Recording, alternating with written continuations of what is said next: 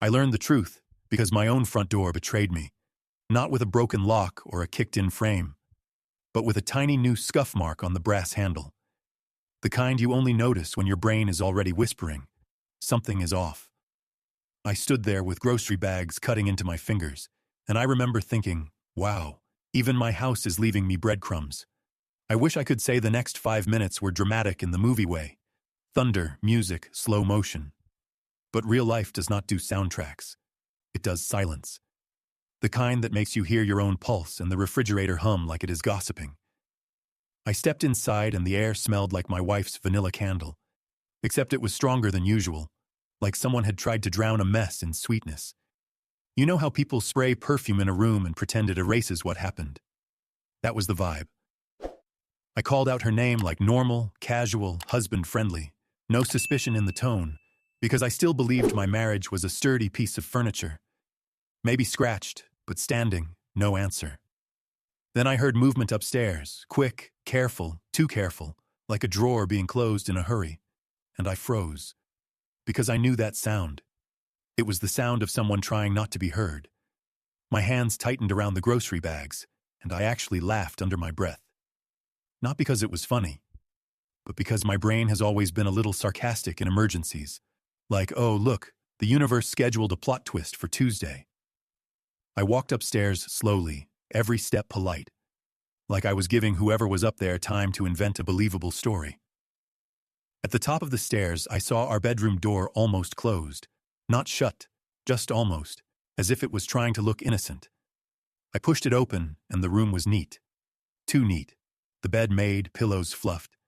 The kind of neat you get when someone panics and thinks tidy equals invisible. My wife stood by the dresser with her hair slightly off. Not messy, but off, like she had run her fingers through it to fix it, and made it worse. She smiled at me. The smile you give a cashier when your card declines. And she said, "You are home early."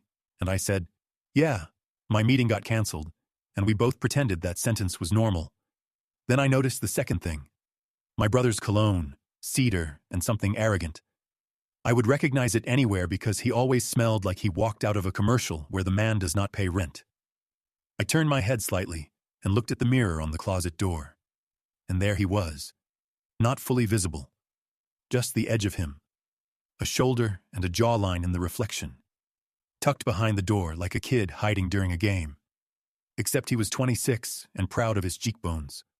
My brother Noah, the one who could borrow my hoodie and somehow make it look like a fashion ad. The one who got complimented at family events for simply existing. While I got asked if I was tired, I did not shout. I did not lunge. I did not do anything that would make this a story about a man losing control. Because I am not that guy. I am the guy who reads the room and takes notes. I set the grocery bags down carefully, because I am apparently the kind of person who respects eggs even when my life is cracking. I looked at my wife, then at the mirror, then back at my wife, and I said, "Noah can come out." The room stayed quiet for a beat. Then Noah stepped out like he was entering a stage. He did not look guilty. He looked annoyed, as if I had interrupted something important. And my wife said my name, softly, like I was the one who needed calming. I held up a hand, not angry, just final, and I said, do not try to turn this into a misunderstanding. The scuff on the handle makes more sense now." Noah leaned against the wall like he owned it and said, "Come on, man. It is not what it looks like." Which is the funniest sentence in human history, because what else would it look like? A charity meeting? A surprise party? A baking class? I asked. How long? And my wife's eyes flicked to Noah for half a second. And that half second told me everything. It told me this was not a moment. It was a pattern. It was a system. It was teamwork. And the worst part was not even the betrayal. It was the efficiency. The way they had clearly rehearsed being comfortable in my space. I felt something in my chest. Not pain exactly. More like a door shutting, a quiet click, the sound of trust leaving. I nodded slowly and said, "Okay, I am going to ask one more question, and you both are going to answer it honestly, because this is the last gift I am giving you." "Honesty," Noah smirked and said, "Sure, ask." And I said, "Did you think I would never notice? Or did you just not care?" My wife's mouth opened, then closed, and Noah's smirk faded just a little.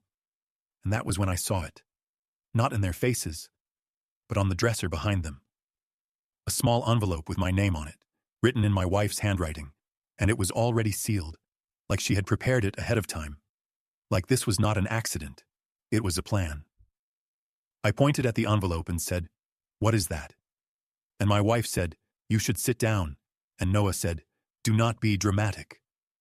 And I realized, with a cold clarity that made me almost calm, that the cheating was only the opening act, and whatever was inside that envelope was the real show. I reached for it, and my wife stepped forward fast, too fast, and said, "Please, not like this." And I looked at her and said, "You mean not while I am standing up? Because I think I have been sitting down in this marriage for a while." I took the envelope, felt the weight of it, thicker than a simple letter, and as my fingers found the edge to tear it open, Noah said my name in a warning tone I had never heard from him before, like he was afraid of what I would read. And right then I knew. This was going to get worse before it got better. And I was going to need to be smarter than all of them, not louder, smarter. I did not open the envelope right away, not because I was scared, but because I wanted to watch them sit in it for a moment. The uncertainty, the waiting, the way silence suddenly felt heavier than shouting ever could. I leaned against the bed, crossed my arms, and said, "You both look like people who already rehearsed the ending, so this should be interesting." My wife swallowed hard and said, "Please just read it." And Noah rolled his eyes like this was all very inconvenient for his schedule. I slid a finger under the flap and pulled out a stack of papers, neat, organized, clipped together, which told me everything about how long this had been coming. The first page had bold letters at the top. Separation agreement? I almost laughed, not out loud, but inside, that deep, quiet laugh you do when irony wins. I looked up and said, "Wow, you even used a clip." My wife whispered my name again, and I said, "No, let me enjoy this." You went with a standard font, clean margins, very professional, like Betrayal, but make it corporate. I flipped through the pages slowly, not reading yet, just letting the paper shuffle echo in the room. Noah shifted his weight and said, "This is not personal," which is impressive because it was the most personal thing anyone had ever done to me. I finally looked at the words: assets divided, timelines outlined, language about irreconcilable differences, as if the difference was not my brother sleeping in my bed. There was even a suggested living arrangement. I would move out temporarily to give her space. Temporary was underlined, probably by a lawyer who charges by the hour and does not know my face. I looked at my wife and said, "So you cheated on me, planned to leave me, and your solution was to ask me politely to remove myself from my own life." She started crying. Real tears, I will give her that, and said, "It just happened," which was bold, because paperwork does not just happen. Noah stepped in and said, "Look, man, you have always been the stable one, the calm one. You will land on your feet." He said it like a compliment, like I should be proud of being the emotionally responsible one while they detonated everything. I nodded slowly and said, "You are right. I am calm," which is why I am going to finish reading this before I respond. I kept going. There was a page about finances, accounts I recognized, amounts that were correct, and then one that made my eyebrow lift. A business valuation. My business. The one I built from nothing. The one my wife never showed interest in beyond asking if it was doing okay. Except now there was a number next to it. A neat little estimate. I tapped the paper and said, "When did you learn how to value a company?" My wife hesitated, and Noah answered, "My friend helped. He knows about this stuff." And there it was. The missing piece sliding into place. This was not just about attraction or excitement or a younger brother with better bone structure. This was about strategy, about positioning, about someone thinking I was predictable enough to manage. I folded the papers back into a stack and said, "Let me guess.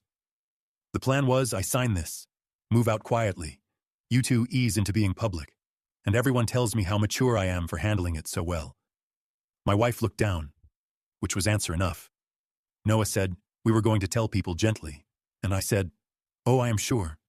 Gently, like ripping off a bandage in slow motion. I walked to the window and looked outside. The street looked exactly the same. Kids riding bikes, a neighbor walking a dog. The world does not pause for personal disasters. I turned back and said, "Here is the thing you both underestimated." My wife looked up, hopeful, like maybe I was about to forgive. And that told me how deeply she misunderstood me. I said, "You thought my calm meant weak. You thought because I do not raise my voice, I do not see patterns. You assumed I would default to being agreeable, because that has always made your lives easier." Noah scoffed and said, "Come on, do not act like a mastermind now."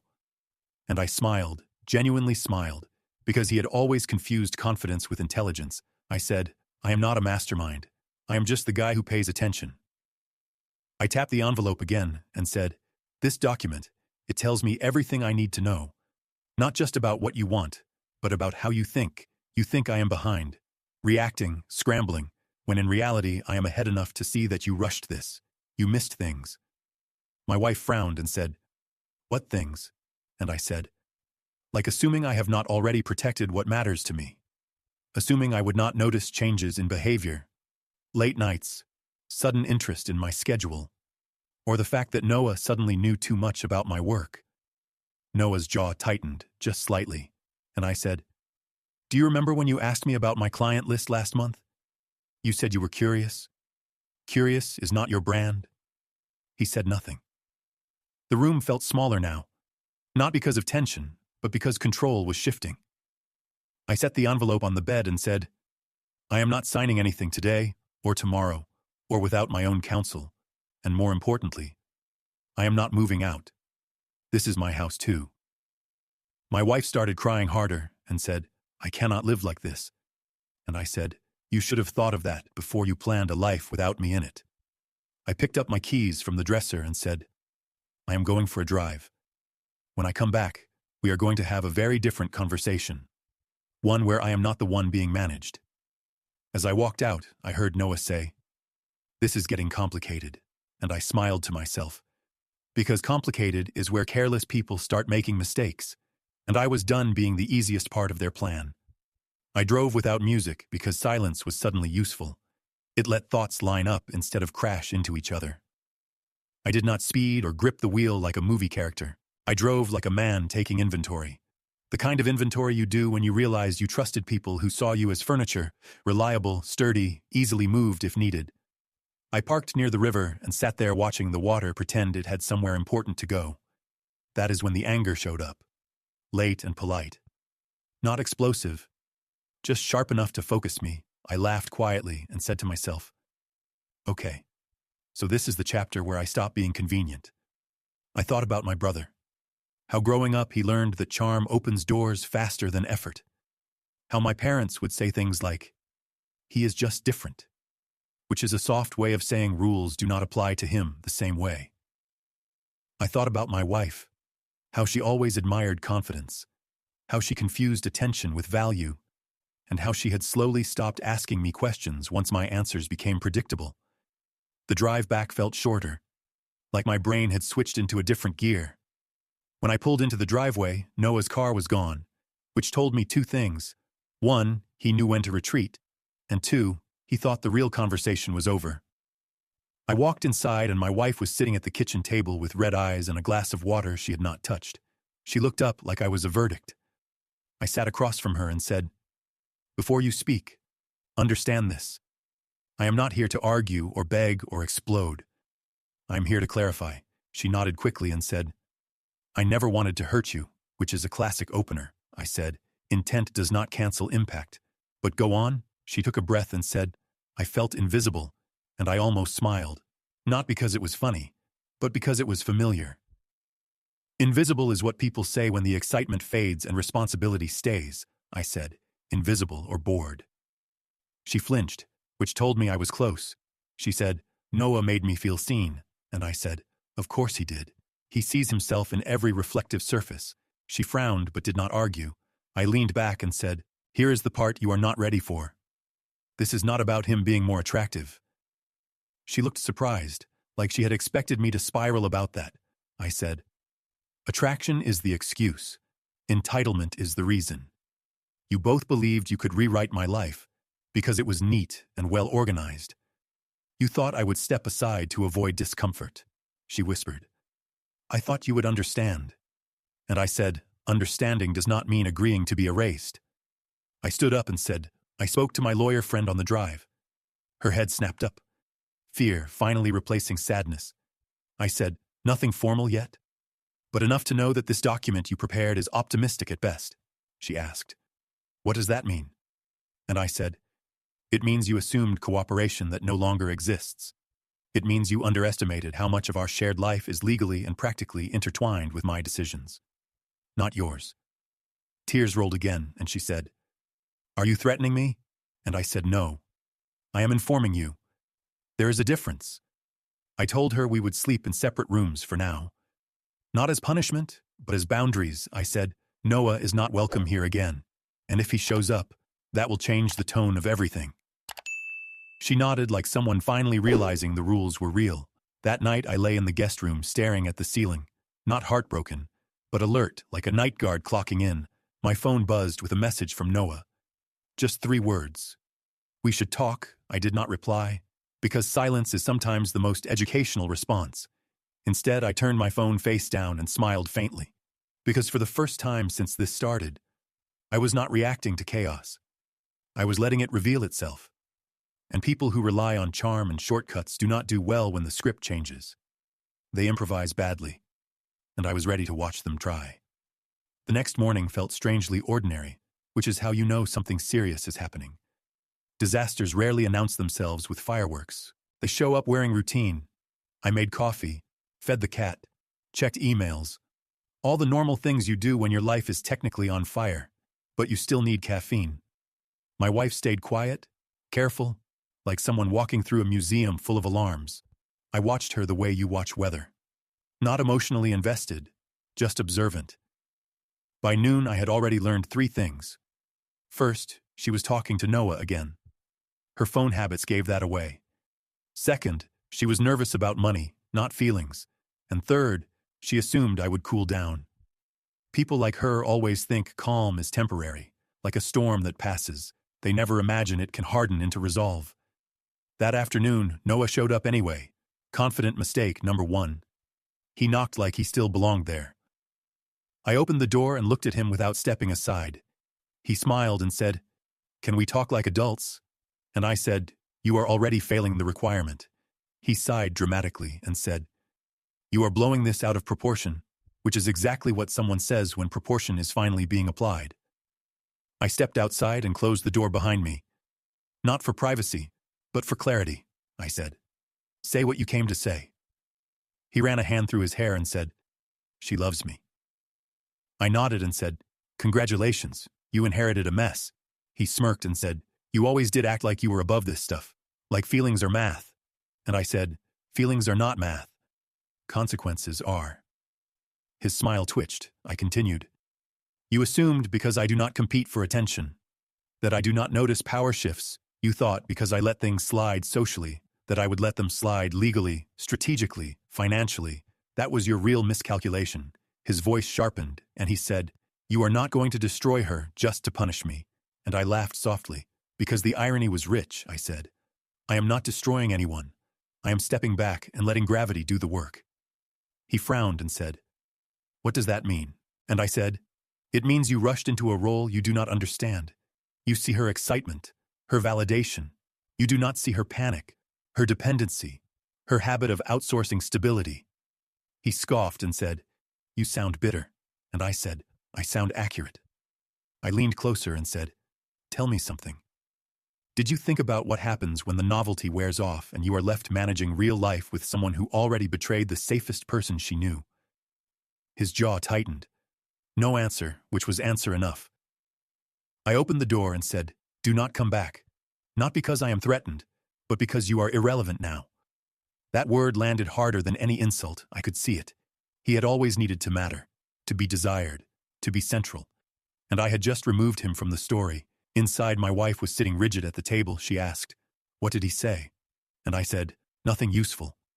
She cried again and said, "I feel like everything is slipping." And I said, "It is. But not because of me. Because you built your future on excitement instead of integrity." That evening, I received an email from our bank about an account access change. Subtle, polite, automated, the kind of message people overlook. I did not, because I never overlook patterns.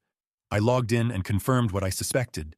She had tried to move funds, not illegally, just quietly, like testing a door handle. I took screenshots, documented everything, and sent a calm, professional message to my lawyer friend. No drama, just facts. Then I slept better than I had in weeks. Because clarity is restful, the next day my wife asked if we could start fresh. Her words, start fresh. I looked at her and said, fresh does not mean forgetting. It means rebuilding from truth. And right now you are still negotiating instead of owning, she asked. What do you want? And I said, I want honesty without strategy, silence without manipulation, and time. She nodded, but I could see she was already calculating. People who live in shortcuts struggle with patience, and patience was about to become my greatest advantage. The house stayed quiet, but the tension got louder. Silence has a way of exposing habits people think are invisible. My wife checked her phone too often, then pretended she had not. She sighed dramatically, like someone waiting to be rescued. I watched without reacting, because reaction is what manipulators live on. Noah stopped showing confidence and started showing irritation. His messages shifted from charming to defensive, which told me the fantasy was cracking. One evening my wife said, I think Noah is under a lot of stress, and I almost smiled, because that was the first time she spoke about him like a responsibility instead of a thrill. I replied calmly and said, that happens when reality arrives without asking permission. She looked at me like she wanted reassurance, like I would step back into the role of emotional support. I did not. Instead, I said, choices age quickly when they are not built on honesty. That night, I realized something important. They were not winning and they were not happy. They were just loud about pretending. And I was finally quiet enough to see it clearly. Something changed after that. Not loudly, but decisively. My wife stopped asking emotional questions and started asking logistical ones. Timelines, options, what happens next?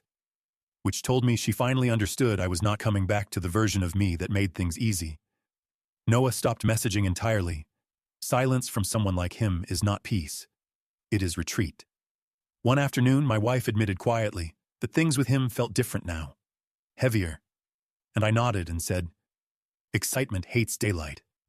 She asked if I ever missed us, and I answered honestly, I miss who I thought you were, not who you revealed yourself to be. That sentence settled between us like truth finally unpacking its bags. For the first time, she did not argue. She just sat there realizing that losing me was not dramatic. It was permanent, and permanence scared her more than anger ever could. The end did not come with a slam or a speech. It arrived gently, like understanding usually does. My wife moved out a month later after paperwork that was fair, not generous. Noah faded from the picture once responsibility replaced excitement. I did not celebrate or gloat because peace is not loud. I rebuilt routines, strengthened friendships, and redirected energy back into myself. People later asked how I stayed so calm, and I always answered honestly, dignity is easier than revenge. I learned that being underestimated is not an insult. It is leverage. I did not lose my wife to my brother. I lost two people who revealed they were never on my side. And in return, I gained clarity, self-respect, and a future that belonged fully to me. Not because I fought harder, but because I chose myself and walked forward without looking back.